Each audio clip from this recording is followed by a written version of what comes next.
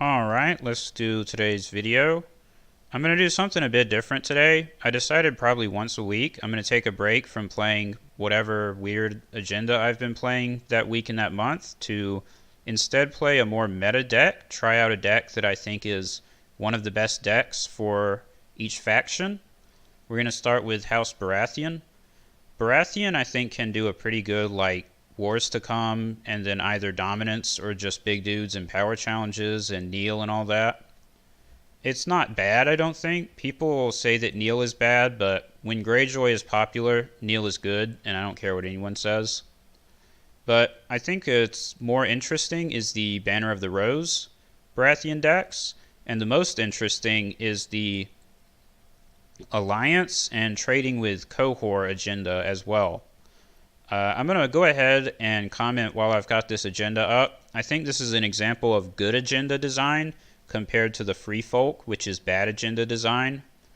Trading with Qohor brought out several new different types of decks, new deck archetypes and deck builds that we really hadn't seen before. It even managed to make Alliance a viable agenda, and you just have to cheer for that. It really enabled some cards that weren't seeing much play to become viable without any of the decks that it enables really feeling too overpowered. And if you compare that to the Free Folk, which is extremely one-dimensional, very autopilot, in my opinion overpowered, and makes for boring games, this is an example of an actual good agenda for the game in my opinion. So let's get into the deck. House Baratheon, Banner of the Rose. It's a Knights deck. We have a bunch of Knights. And then we have some really powerful big guy sort of combos that we can use as win conditions. Let's talk about the big guys first. Obviously we have Robert. He's probably the best loyal Baratheon card still, even after all these years. Just core set Robert, super good. The Baratheon House card and Banner of the Rose agenda gives us the unique combo of Robert with the High Guarding Courtier. The way that this works is whenever any other character kneels on the board for any reason while Robert is in play, he gets +1 strength from his ability, and then the High Guarding Courtier can kneel to stand him. If you can get this onto the board, the multiple uses of the really gigantic Renown body with Intimidate, and the opponent can't really do anything about it, then you kind of just win. That's really strong. It's pretty rare that you actually get to do it, but in theory, it's overpowered. Obviously, we have 3 Randyll Tarleys because we can search out Heartsbane and Crown of Golden Roses and stuff like that. Then we've got a couple Core Marjories, some 4-cost Garlands, and the Hightower Spy, which is also a generically useful card to try and support the Randyll. We've also got this location, the Arbor Queen, which is a low-key strong location in banner decks. It's actually even better than Renly's Pavilion if you can make both of the +2 strength bonuses relevant. If you actually have 2 good targets for it, because Renly's Pavilion is a net of 2 strength changing in your favor, -1 on the opponent, +1 on you. This is +4 in your favor if you can make it work. It supports the High Guarding Courtiers, it supports Randyll Tarley. Generally good location to have. The other important Baratheon loyal card that we have is King at the Wall. This enables one of the strong uses of the Qohor agenda, which is to guarantee that we can play the King at the North by searching out King attachments. That's nice. But this attachment can also draw you a bunch of cards if you're lucky and you actually get some Jousting Pavilions and Rose Gardens. Now with an Alliance deck, it's actually quite likely that you just don't draw more than maybe one of these Tyrell locations, and the King at the Wall's draw ability is not super relevant. But if you can even get 2 Jousting Pavilions out and King at the Wall, you can draw a lot of cards. It's pretty good. We have a bunch of 1x, generally good Baratheon unique characters who can become the King at the Wall. We've got this old version of Renly that reduces our non-Baratheon characters, and he's a Tricon. He's probably not good, but I guess we've just got 1 copy of him. Maybe he's okay. Ser Barristan's a big knight with Renown. Courtney, Davos, generic knight Baratheon dudes. we've got this new version of Shireen, and I have to say she's actually pretty damn good because she makes it very annoying, sort of difficult for the opponent to win a power challenge if we don't want them to. And this deck can definitely get into some situations where you're doing like big, hotly contested power challenges, and she can be pretty good to have on your side in those situations. Other characters, we've got like the Knights package, the Arbor Knights, Hedge Knights, Green Apple Knights. Beric Dondarrion is a big knight with renown, and we do run Valar Morghulis, so theoretically he's good. In reality, if I try to play him, he's just going to get milked and I'll feel bad. But maybe we can save him with Blessed by the Maiden. Probably not. I don't know. 2 Brienne of Tarth, because we have kings. And yeah. The attachments, 3 bodyguards, 3 milks. And then a bunch of like toolbox stuff. Not much to say there. Pretty much what you would expect for Qohor. I'm sure that my attachment lineup is like not perfect, just because there's so many options, and it's like, do you run 1 copy of it? Do you run 2 copies of it? Stuff like that. But I don't know. I just slapped together what I thought was best. Plots are pretty straightforward. We've got like a bunch of economy stuff and King of the North and Valar Morghulis. We've got Noble Cause. Summer Harvest is a pretty reliable opener right now. Counting Coppers, obviously trade routes, all that stuff. Valar Morghulis, because we can search out bodyguards, so hopefully we can leverage this.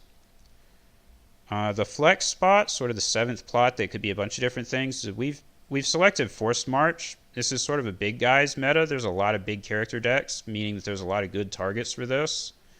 I think this is pretty useful right now. It could also be like Confiscation or something, but this is what I selected. Maybe, I don't know. We'll see if it's good or not. I think this plot, like a lot of games, probably more than half of the games, you have a good turn where this would be a pretty good plot to select. And something like Confiscation is more specialized. Sometimes there's never really a turn where that's relevant. Anyways, this is the deck. Let's see how it performs. I actually already tried... Oh, wow. Maybe he doesn't want to play with us? I don't know. Yeah, let's just make a game. I tried this deck earlier. I tried to record a game earlier, and the guy, like, just disconnected on turn 2, so that was lame. I guess this is a good chance to talk about the weakness of Alliance, which is that even though we have 12 economy locations, I'm going to mulligan, and... Okay, we at least got a King's Road. But it's not totally unreasonable that you'll end up in situations where, like, you don't draw any of your economy locations because your draw deck is just so high variance, and that totally screws you. We're playing frickin' Targaryen Wars, and they got friggin' Daenerys on setup. Oh man, I hate this card. See what he does. Summer. Wow, late summer feast. That's great. I guess I'm going to go first. I have Renly's Ride, so I'm going to go first. Let's milk her right away. And if she gets... If this milk goes away, we can maybe try to play Valar Morghulis on him. I don't know if that's actually ever going to be good, but... Let's get the Arbor Queen. Davos Seaworth, so we can use our Arbor Queen more effectively. I guess the Knight of Flowers. We're kind of playing into Valar Dohaeris if we do that, so I might not want to do that. Let's get... I guess it's not that big a deal. Let's just do it. Knight of Flowers, Bodyguard, 1 gold for Renly's Ride.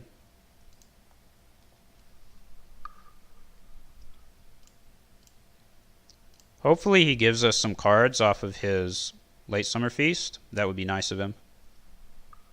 Of course, he also has milk, but I'm not sure what he puts it on. Probably Marge.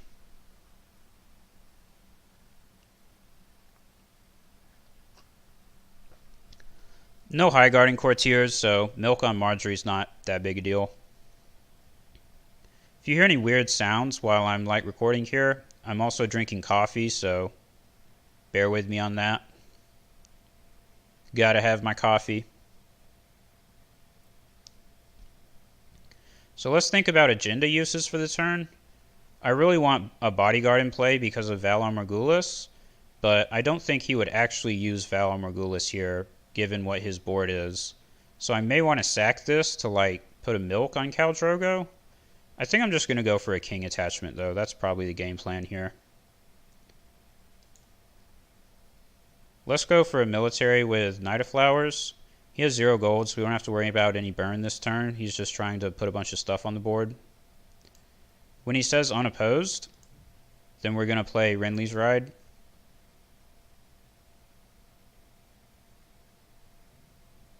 Yep, kneel this Khal Drogo. Huh. I guess I'll cancel that.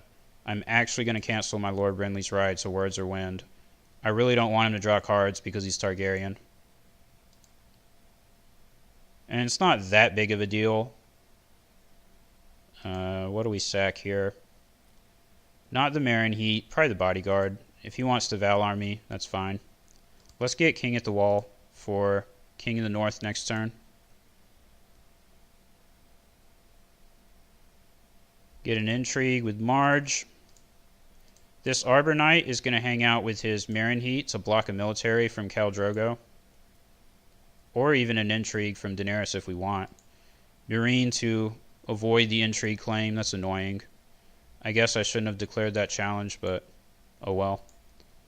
Maybe I'll remember not to do that next time. Get our 1 draw off of King at the Wall here. I won't be too surprised if he just passes his challenges. I think it's probably correct because he'd be giving me cards off of Late Summer Feast.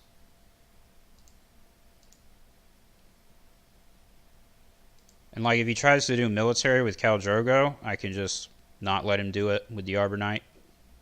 He is going to do it. I guess he might as well go for it. I guess he might as well do an intrigue with Daenerys, right? Although given what's in my hand, as long as it doesn't get Robert, I think I'd actually be fine with him. Oh, power. I don't agree with this. He's giving me more cards. I don't think he should do that, but I'm certainly not going to complain about it. Another Renly's Ride. Wow. So, definitely the King in the North here. Maybe he plays Confiscation on my King at the Wall. That'll make me sad. What did he do? Another Late Summer Feast? That's just weird. I'm fine with that, I think. No economy. Like I said, we're playing Alliance, so my luck, I'll probably never draw economy again. As long as there's no Valar Morghulis, I should be able to maintain a board state, but if he Valars and we don't have any econ, we could easily just get screwed. Well, we can't marshal Robert, so let's get a green apple. Knighted. I guess this goes on Marge to make the green apple bigger. 1 for a Renly's Ride, which will make the green apple knight super strong. And we will probably sacrifice this Knighted to put a bodyguard onto the Knight of Flowers. Depends also on what he marshals.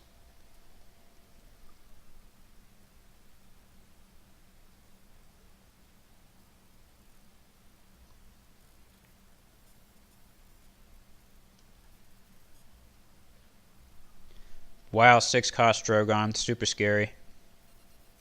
That could be a problem. You can't use it this turn, though. And it looks like he's going to have to eat a military on one of these. All 3 of these are really important characters for him. I mean, Daenerys is milked, so I guess she's not that important, right? I really want to make him lose a military. How can I do this? I think I have to use Davos to stealth one of these big dudes. Even though I'd much rather use him for a power challenge to draw a card, but it's only 1 card. Maybe it doesn't matter.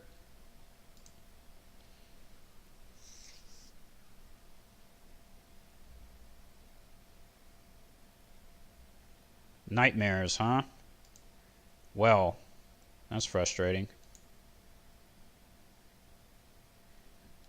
But he played himself because he tried to defend when we have Arbor Queen.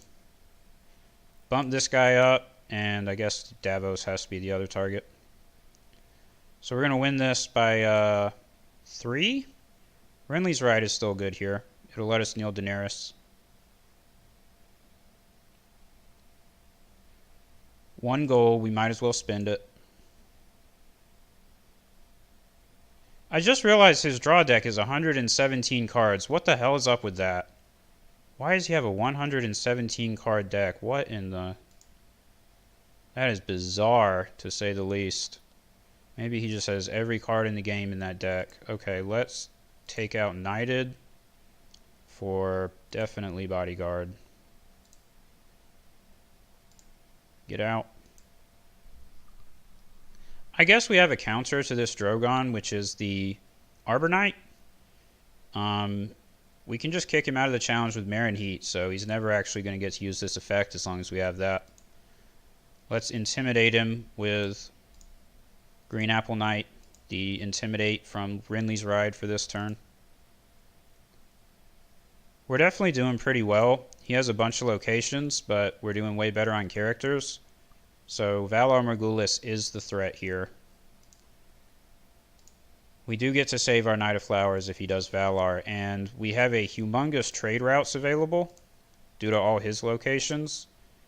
1, 2, 7 locations, so trade routes is a 9 gold plot. We can use that to recover from a Valar.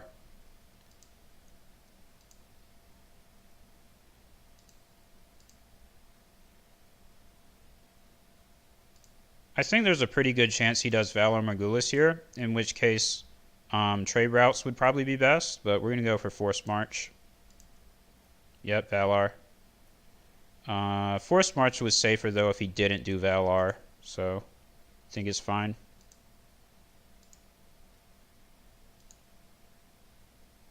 Oh, and Davos. I forgot that he doesn't die. That's handy. So next turn is like 100% trade routes. Rose Garden is a really good pickup. We were starving for econ. What can we do here? No Robert, so definitely High Guarding Courtier.